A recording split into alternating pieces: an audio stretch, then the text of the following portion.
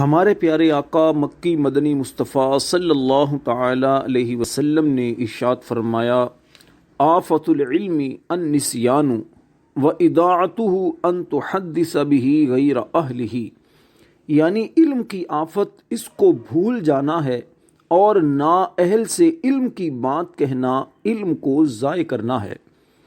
مصنف ابن ابی شیبہ کی یہ حدیث پاک ہے۔ اس حدیث پاک میں علم کے متعلق دو باتوں کا ذکر کیا گیا ہے۔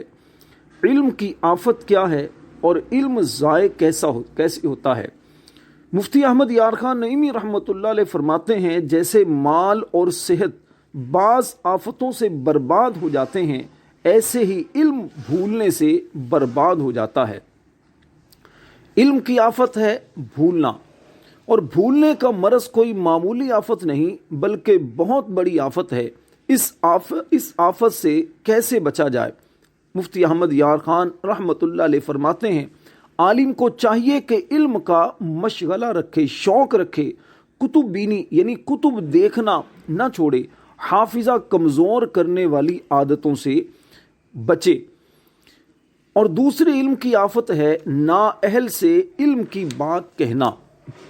یاد رکھیے، مال خرچ کرنے سے کم ہوتا ہے، اور علم وہ شمع ہے جسے جتنا پھیلایا جائے گھٹتا نہیں بلکہ اس کی روشنی اتنی ہی پھیلتی ہے، مگر نااہل شخص کے سامنے علم کے راز بیان کیے جائیں تو وہ ان علمی نکات کو سمجھ نہیں سکے گا اور غلط فہمی میں مبتلا ہو جائے گا، یا پھر اپنی ناسمجھی کی بنا پر خواہ ان علمی نکات کا انکار کر بیٹھے گا۔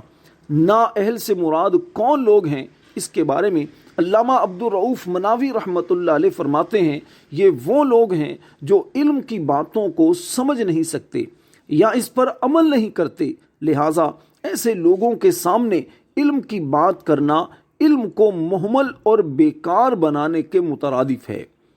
علامہ علی قاری رحمۃ اللہ علیہ کہتے ہیں کہ علم کو ضائع کرنے کا مطلب یہ ہے کہ علم کی بات اس دنیا دار کو بیان کرنا جو نہ اسے سمجھ سکتا ہو اور نہ ہی اس پر عمل کرتا ہو۔ اللہ کریم ہم سب کو علم کی ان دونوں آفتوں سے محفوظ فرمائے، آمین بجاہ النبی الامین صلی اللہ تعالی علیہ وسلم۔